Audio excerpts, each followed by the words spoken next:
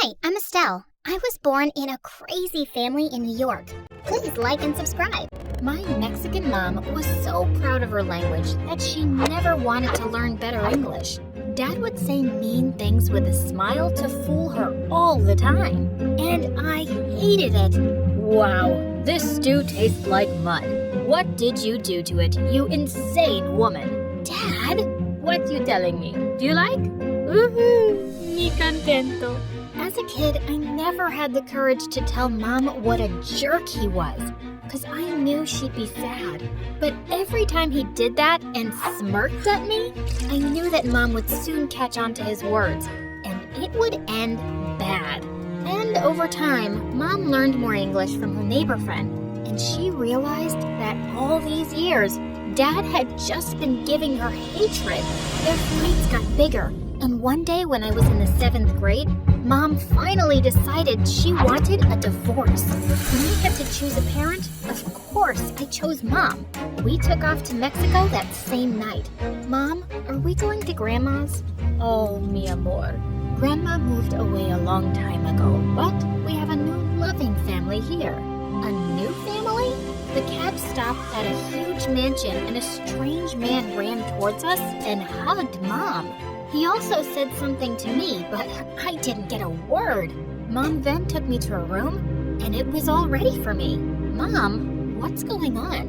Who's this man? As Mom started telling her secrets one by one, I kept sinking deeper into the bed. That's Carlos, and he used to be my boyfriend long ago. If your grandma hadn't forced me to marry your dad, we would have been a big, happy family already. And you know what? He has a son your age, Matthew. What was I just hearing? Mom, I left my school, my friends, my whole life in New York for you. And you created your own family here and didn't even tell me about it? How could you keep all this from me? She kept explaining, but I just asked her to leave the room and slammed my door hard. It was so much to take in, and I just wanted to cry. Suddenly, I heard a loud, non-stop knocking on my door. Who is that? Okay, wait. Stop that. I'm coming. I opened the door to find a boy standing outside, grinning at me. Who are you, man? Lost your way? Shouldn't I be asking you that? But your mama, well now, our mama said, Matthew, go meet your sister. So here I am, hermana. What? Whatever it is, don't call me that. Mama didn't teach you Spanish? Also, I heard New Yorkers are very stylish. But look at you. You're worse than my ex-girlfriend. Hey, that's a joke, okay? Don't cry. Can you do me a favor and please get the heck out of here? I made him leave, but he left loads of mud on the carpet. That night at dinner, Mom introduced me to everyone, and Carlos even made a toast to me. But after that, they all started talking in Spanish. Was I invisible? I stood up to leave, but then Mom held my hand. Where are your manners? We're having family time, Mia. Family? You all are clearly a family, Mama, excluding me. I don't even understand your language. Oh, mi amor. Just use the language of love. It's easy. Try it. Mom, can't you see? I feel so left out, but you're just joking about it. I shook her hand off and walked up to my room. The next day, I was joining school and thought at least that would give me some relief. Until Matthew came and sat right next to me. Holy moly. Hey, better not tell anyone we're related. And can you please wax your mustache? People will think you're me. It's not my problem you've got a girly face. He hit my face with a book, and suddenly the teacher yelled, "What's going on there?" Ma'am, can you believe it? She's asking me to be her boyfriend, but I told her, I already have eyes for you. I was sure the teacher was going to kick him out now, but to my surprise, she giggled. Oh, stop it, you. What? Who was this boy? Soon I realized Matthew was the coolest kid in school. All the girls and even the teachers adored him for his crazy jokes. Not me. I hated him even more because he spoke in Spanish with Mom every time I was around. I felt like an alien in the house.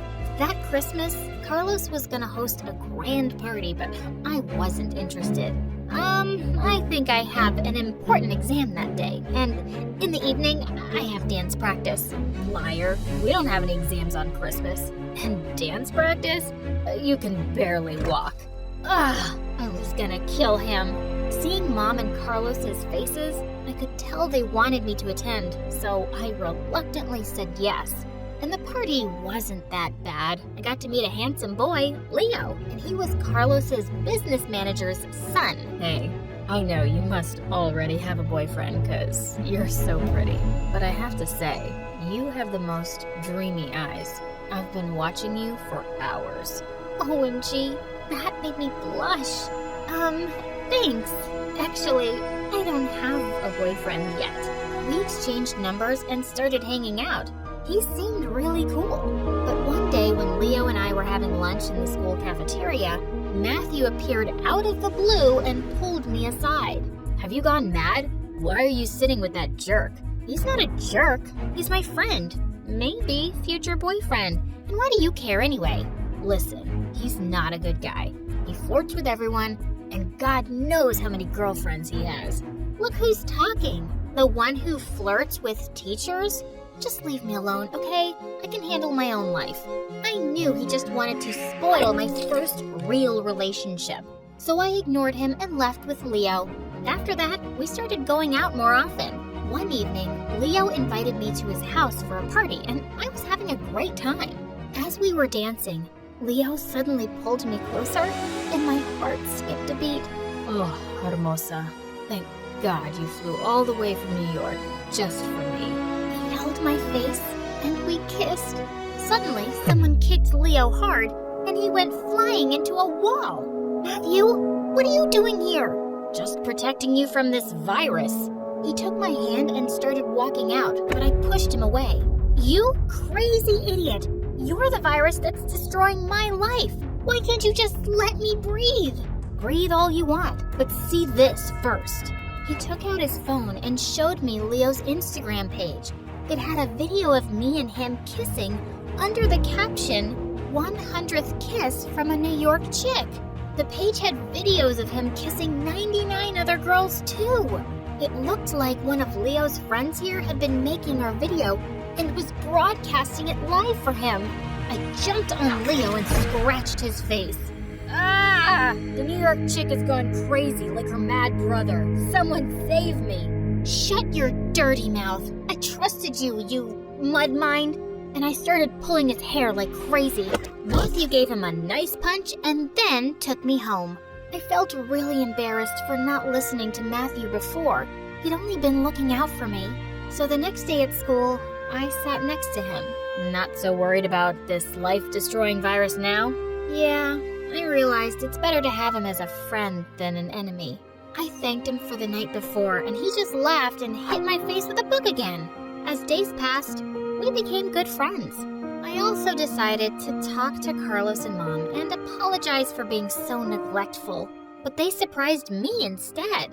Princesa, we have some exciting news for you. See, mija, your 15th birthday is coming, and here in Mexico, we call it quinceañera. It's a grand family party. You'll love it, but why do you want to do this for me? You know, after I've been, well, not so nice.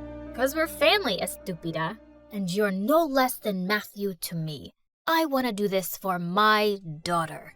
I felt so stupid for not seeing this before. These people really cared about me, just like the family I'd always wanted. On the day of the party, I could already hear music and people laughing and talking as I got ready. I walked out all dressed in their traditional way, and everyone clapped for me. Just then Matthew barged into the room looking mad. Stop the party, Papa. This girl doesn't deserve any of this love and attention. What? Matthew, calm down. Estelle is your nothing. She's my nothing, Papa. What's gotten into you, man?